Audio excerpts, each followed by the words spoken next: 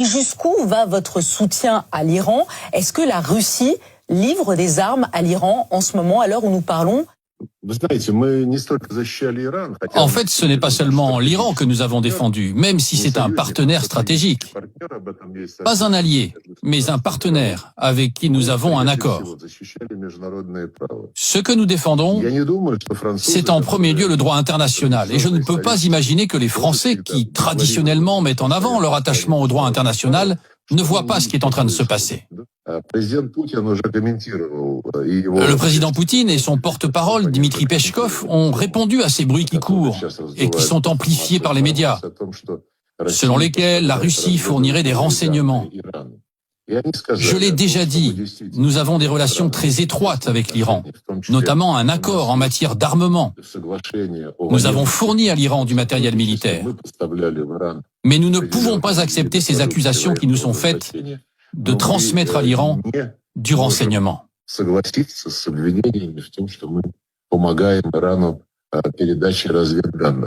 Sergei Lavrov, on vous entend ce matin nous dire que les États-Unis et Israël violent le droit international en Iran. Ne pourrions-nous pas vous retourner la question en vous disant, est-ce que vous ne faites pas la même chose, la Russie, en Ukraine, violer le droit international? Écoutez, la différence, c'est que la République islamique d'Iran, elle n'a enfreint aucun de ses engagements, notamment sur le programme nucléaire. Quand ce programme a été signé en 2015, puis qu'il a été approuvé par le Conseil de sécurité, eh bien ce programme, il a ensuite été vidé de son sens par le président Trump lors de son premier mandat en 2017. Les États-Unis ont simplement quitté ce programme et ils ont cessé de tenir leur engagement. L'Iran n'a pas violé les règles, tandis que l'Ukraine, elle, a violé tout ce qui pouvait l'être avec ses protecteurs occidentaux.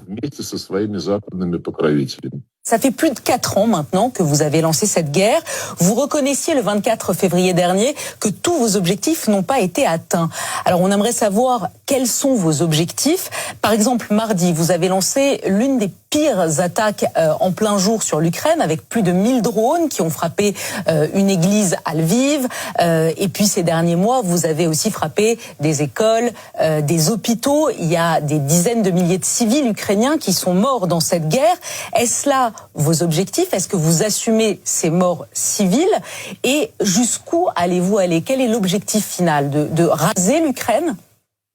Nous l'avons dit à plusieurs reprises, notamment par la voix de notre ministre de la Défense.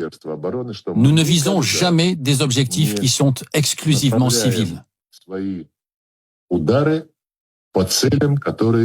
Les cibles frappées sont d'une manière ou d'une autre liées à l'activité des forces armées ukrainiennes sur le front. Les forces armées ukrainiennes, elles n'ont jamais de scrupule à attaquer en Russie des objectifs qui, eux, sont civils.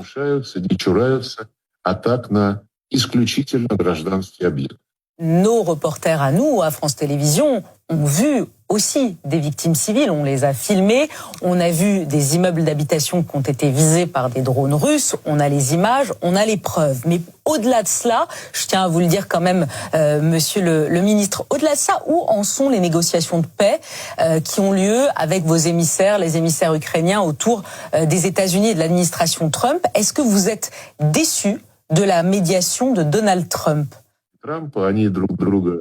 Le président Poutine et le président Trump ont du respect l'un pour l'autre. Ils ne sont pas toujours d'accord, loin de là. Mais ils sont capables de s'entendre comme des grands hommes politiques. C'est une conversation franche, en ne dissimulant pas les problèmes et les désaccords, dans un bon esprit. Ce qui compte, c'est qu'on a pu atteindre une véritable entente. Mais ensuite, toutes les négociations qui ont suivi après le sommet d'Anchorage en Alaska, eh bien, elles ont été entravées par le fait que l'Union européenne et la direction de l'OTAN, surtout Madame Ursula von der Leyen et Monsieur Rutte, ont tout fait pour tenter de saper cette entente et de faire dévier de sa ligne l'administration américaine avec ses propositions.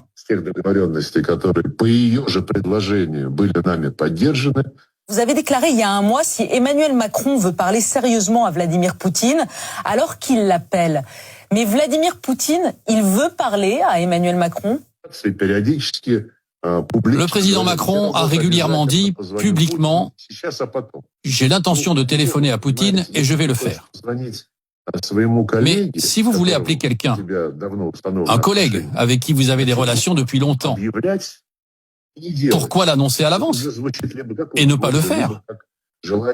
Est-ce que c'est pour rappeler qu'on existe? En ce qui concerne Vladimir Poutine, lui, il est toujours prêt au dialogue. Et quand il parle avec le président Macron, le président Poutine, il est toujours seul. Il n'y a personne dans son bureau. Alors qu'à Paris, nous avons pu le voir à la télévision, quand le président Macron converse avec le président Poutine, il y a toujours beaucoup de gens qui l'entourent.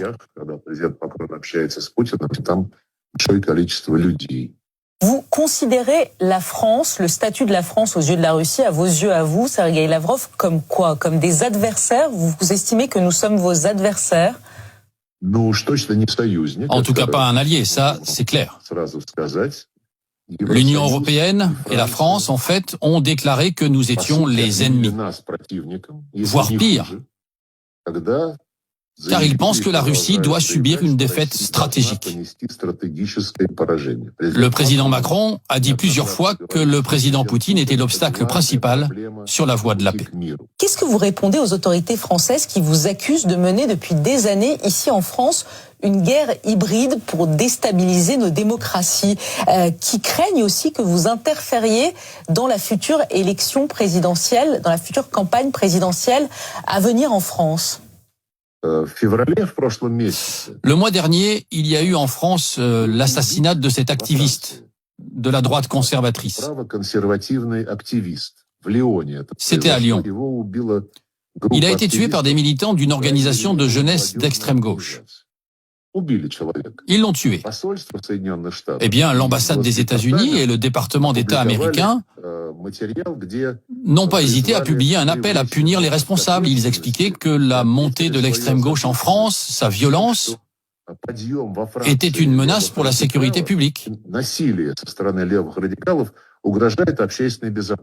En réponse à cela, votre ministre des Affaires étrangères, M. Barrot, il a eu une réaction très violente en exigeant des États-Unis qu'ils cessent de se mêler des affaires intérieures et du débat politique national.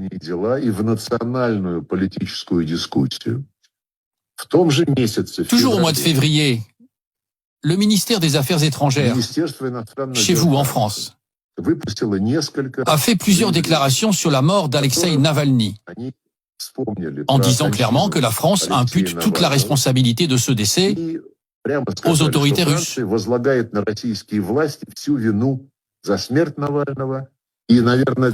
Quand on parle de guerre hybride, ce qui est encore plus intéressant, c'est que la France a exprimé son profond regret de voir que l'organisation Reporters sans frontières était inscrite sur la liste des organisations indésirables en Russie.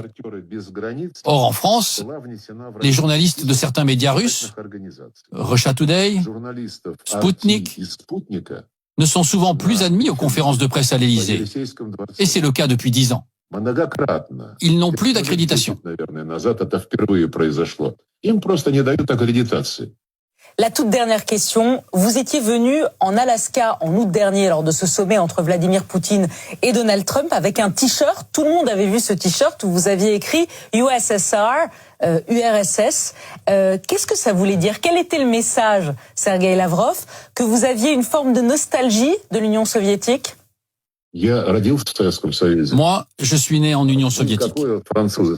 Les Français, quel message veulent-ils transmettre quand ils se souviennent de Marianne sur les barricades? On se souvient de son histoire. Mais quand on est ministre des Affaires étrangères et qu'on porte un t-shirt USSR, il y a forcément un message que vous voulez faire passer au monde entier, non? L'Union soviétique, c'est aussi notre histoire. De même que l'Empire russe, et comme la Révolution française fait partie de votre histoire. On ne peut pas vous autoriser à vous souvenir de la Révolution française et nous interdire d'évoquer notre passé. Je crois que vous me comprenez. Je crois que je vous ai compris. Merci beaucoup, Sergueï Lavrov, d'avoir répondu à nos questions aujourd'hui en direct et en duplex de Moscou. Merci beaucoup. Merci à vous. Au revoir.